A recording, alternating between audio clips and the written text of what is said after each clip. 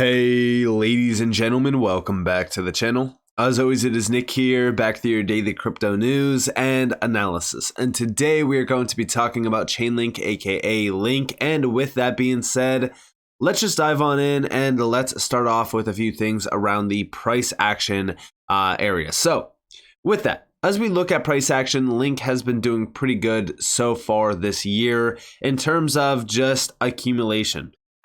We have been in an accumulation range for a while. We are waiting to see if we are going to see a break out of it or a break down. So far, the overall chart has been looking pretty good, which we will go into here in a second.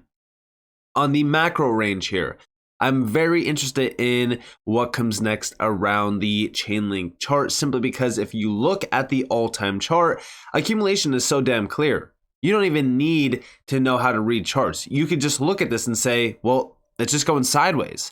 Usually this sideways momentum, the longer that it takes for this to break out or break down, the bigger the move will be.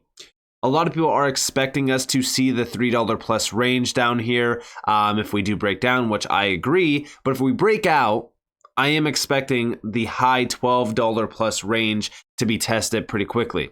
Now, outside of this, I do think that Chainlink is probably one of the most incredible assets in the space, simply because we have known about Chainlink forever, since going back to pre-2020.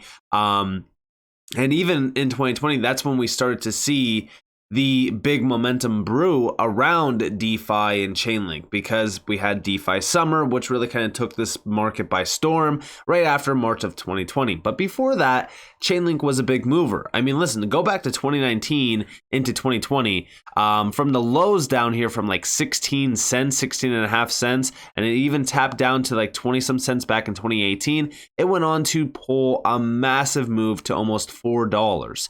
We retested some nice lows, and then again, massive run in 2020, the summer, DeFi summer, to almost $20. And then after that, it ran up to even $50. Now, as we look at the chart today, I am expecting some pretty nice high figures to be hit on Chainlink. Initially speaking, we are just targeting roughly like the $26 plus range to $50. After we break out of that and go into price discovery, yes, $100 can definitely be achievable.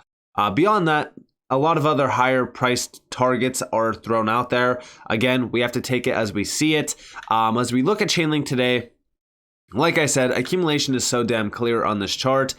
We still have hit a roadblock on Chainlink, which we will talk about, but sideways momentum has been brewing for over 487 days. That is significant to mention, considering the fact that if we go back in time, we know that we have some accumulation back here from 2017, but a lot of this is big moves. I mean, for the most part, this thing has never accumulated in a range this long before. I mean, even if you look at the 2019 into 2020 timeframe, this time frame that it was just going sideways in this range here was only roughly 275 days. And even then, it had some nice breaks above it. So as we look at Link, I do think that it's overdue for a big move in the market, but we still need to break over that $8 and like 40 some cent range. This has been resistance for the most part, and we need to break over it in order for us to target those higher targets, which would be around roughly $10.50 to $15. And then after we see $15 being broken, well, we look for those higher price targets. But yes, this is going to take some time. It's not going to happen overnight. But I am very excited to see what Chainlink can do if we do break out of this range. The other scenario is if we do break down below $6.50 some cents, then we will be targeting some nice significant lows. We still need to lose the lows that we have here, but breaking down below this range would be a big signal that we are going to retest those lows. And if we do break down below them, well, then that's where we target kind of around roughly the $3.40 some cent range. And if that is, of course, lost, which is just resistance, we would be waiting to see if this resistance range is support. If we do lose that, then yes, we would be targeting those nice lows down there at about roughly almost $1.75. So as we really kind of look at this, there's a lot of work to do. Me personally, I would be betting on the Link breaking to the upside rather than the downside. But anything is possible. Chainlink has been a big mover in this market in history, and it has been one of the strongest assets as well. Outside of this, though, if we look at historical snapshots, we know that Chainlink back in 2021 was in the top 11. Well, I should say it was in the top 15, but it was at number 11. It had about roughly a almost $2 billion market cap. If we repeat that same market cap, the price is not significant because, again, supply has been brought out. If we actually look at the supply ratio today, it's about roughly 557 million almost. If we look back at that historical snapshot, it was about roughly 419 million. So price action is not going to repeat the same exact way. Market cap is a little bit different here if we were to achieve the all-time high, but I still believe that we could see, $100 plus on Chainlink. But we still need to be patient. We still need to take the market one day at a time. But I do think that Chainlink will most likely have that same sort of run because, again, today there's a lot more substance behind Chainlink than there was back in 2021 and even before 2021. But also, for those that have been complaining and arguing all over Twitter and all over YouTube, oh, I'm not investing into Chainlink, I'm holding QNT. The CEO and founder of Alliance Block actually put out a great thread, which I was surprised by. We do see Link CCIP versus QNT Overledger for Web3 community. Chainlink CCIP, nature, steeped in decentralized principles, functionality, allows arbitrary messaging, token transfers, and programmable token transfers across chains, eliminating the barriers between various blockchain ecosystems. Security, built with a robust risk management network and employs decentralized Oracle computation with verifiable on-chain performance histories and the off-chain reporting protocol. Application, suited for sectors like DeFi and other Web3 applications, CCIP's decentralized architecture embraces the ethos of trustless, permissionless innovation. And then, of course, Overledger. We do see nature. Framework for broader interoperability. Functionality connects apps to multiple ledgers, ending the challenge of single ledger dependence. Its ability to offer seamless intercommunication both with other networks and internally sets it apart. Security. Designed with regulated and institutional entities in mind, it provides a controlled setting essential for businesses wary of decentralized black boxes. Application. Banks, financial institutions, businesses can leverage Overledger for its centralized communication efficiency and regulatory alignment. The convergence. While CCIP and Overledger have distinct approaches, both have their rightful place in the blockchain ecosystem. Their functionalities are not mutually exclusive. Instead, they can complement each other, catering to different Web3 paradigms and use cases. Alliance Block's insights on Chainlink CCIP and Quant Overledger. And this is where I always talk about collaboration is key, right? In the DeFi space, CCIP is a big win.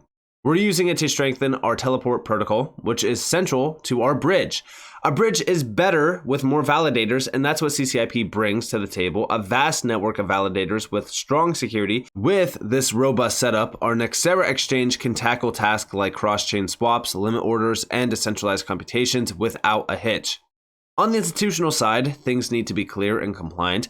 That's where Overledger steps in. We're plugging it into our tokenization process tailored for business deals. With its centralized approach, Overledger offers a structured environment that many institutions are familiar with.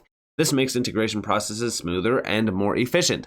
Big institutions require straightforward tech solutions, and Quant fits that bill perfectly, bridging the gap between traditional systems and cutting-edge blockchain innovations.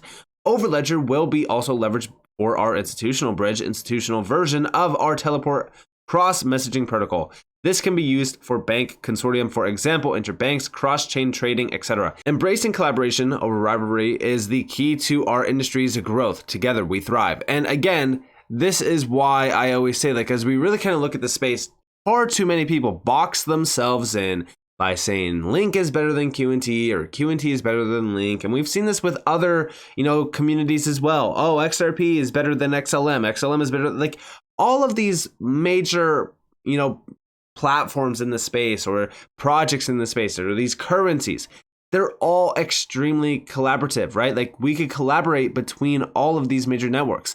I do think that complementary technology is a crucial thing to realize in this space. And I think that far too many people just they're like, no, I don't want to touch that. I hold this one. I don't want to hold anything else. When we really kind of look at diversification, I'm diversified into Chainlink and also Quant because I think that they both have a place in the future, just as we are seeing here from the CEO and founder of Alliance Block. Outside of this, I do think that Chainlink is an incredible asset. We've talked about Chainlink and Quant multiple times in the past. I've actually made a video comparing these two and saying how they are complementary in the past. As we look at Quant, don't get me wrong, I think that Quant's a great project, but you can't avoid some of the big connections that Chainlink has, right? Like, first off, their ecosystem is extremely vast, but beyond that, the DTCC. I've talked to you guys about the DTCC many times in the past. If we scroll down and we actually go to Goldman Sachs Fall Digital Assets Conference, the DTCC is going to actually speak at this. The managing director of Global Head of Strategy and Innovation at the DTCC will be speaking there. But guess what's interesting about this conference? Well, look at the agenda. So this is going to be held on October 12th, and we could see the full-on agenda here. And if you actually look, well, the co-founder and chief executive officer at Chainlink Labs will be there, talking about critical infrastructure for a digitally native world. And the Goldman Sachs head of Digital Assets Americas will also be there. He's going to be moderating this.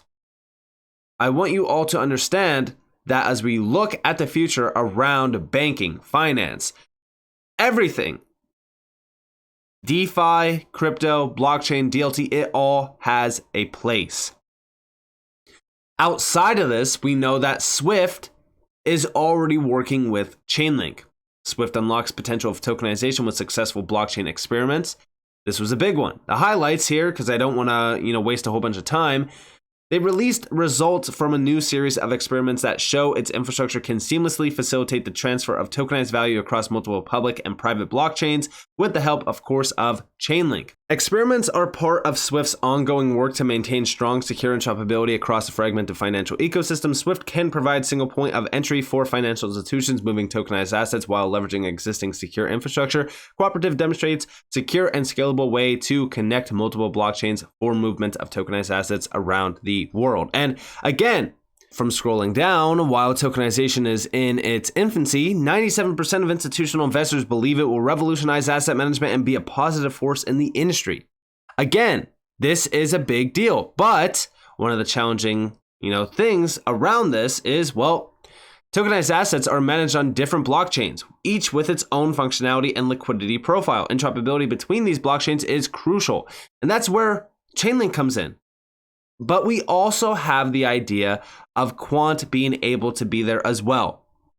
This is crucial to mention, but we already know that Quant is working with the BIS, Quant is working with multiple central banks. Outside of this, I'm not trying to compete, with Chainlink on this. I'm not trying to say, hey, Quant's better than Chainlink because it's working. No.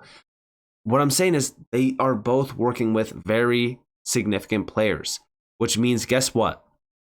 We could have two players doing their own thing here. It doesn't have to be only one. The XRP community, got themselves locked in a box when they said XRP is going to move all the money. It's not. But this is why I say it's so crucial to mention this. And by the way, we also know that the DTCC is working with Chainlink as well, bringing capital markets on chain, which by the way is a $100 trillion market. We see it is increasingly clear that blockchain technology is likely here to stay, with 97% of institutional investors anticipating tokenization will evolve asset management processes and $100 trillion worth of assets in the US that could someday move on chain. And again, this is all a part of Swift's interoperability project as well. And they have been exploring this. And remember that the DTCC is a massive name in this space. For those that actually don't know, and by the way, here you guys have how the overall process will work. And they also do say down here, in recent years, it has become increasingly clear that FMIs like DTCC can play key roles in delivering robust connectivity to and across blockchains. And the reason why that is so crucial is because of how big the DTCC is, which I will get to here in a second. But here you guys have unlocking capital markets interoperability and how this will actually work, and also the efficiencies locked behind this. And down here we have a video. If you guys do want to go check this out, I highly advise anyone that is holding Chainlink to go and check out this video. This is bridging traditional finance and DeFi, which really is becoming a reality. And like I said, you need to pay attention to the DTCC because they have been working with DLT and blockchain technology for a while. Obviously, it's private technology, but the reason why they are so significant is because, first off, they have ties to almost every single major leading global entity. I mean, we're talking about major financial names: JP Morgan, Citi, Fidelity, Robinhood, Finality, BNY Mellon, Barclays, you name it. But beyond this, right, when we scroll down, we could see that the DTCC is processing securities transactions valued at nearly $2.4 quadrillion per year. And by the way, its depository provides custody and asset servicing for securities issues from 177 countries and territories valued at $87.1 trillion. This is why it's so significant to mention this, because these companies are diving headfirst into crypto, trying to embrace this technology, and Chainlink is a part of it. You need to mention this. You need to understand how big this is. But this is also why I say, like, I hold Chainlink, I hold QNT.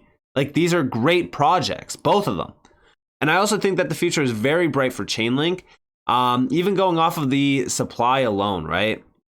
1 billion supply. The fully diluted market cap of Chainlink could easily hit $100 billion at some point in time. And it could be very well worth much more than that. We know Ethereum hit nearly $600 billion in market cap. So think about what the future could hold for Chainlink. Not in this next cycle, but long term.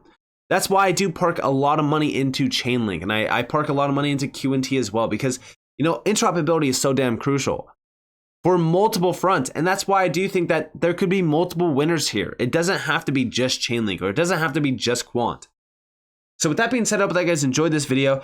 If you guys did, definitely leave a like, subscribe, turn notifications on because I'm free content. You guys are more than welcome to follow me on Twitter and join the free Discord down in the description below. And with that being said, guys, it's been Nick. Peace out.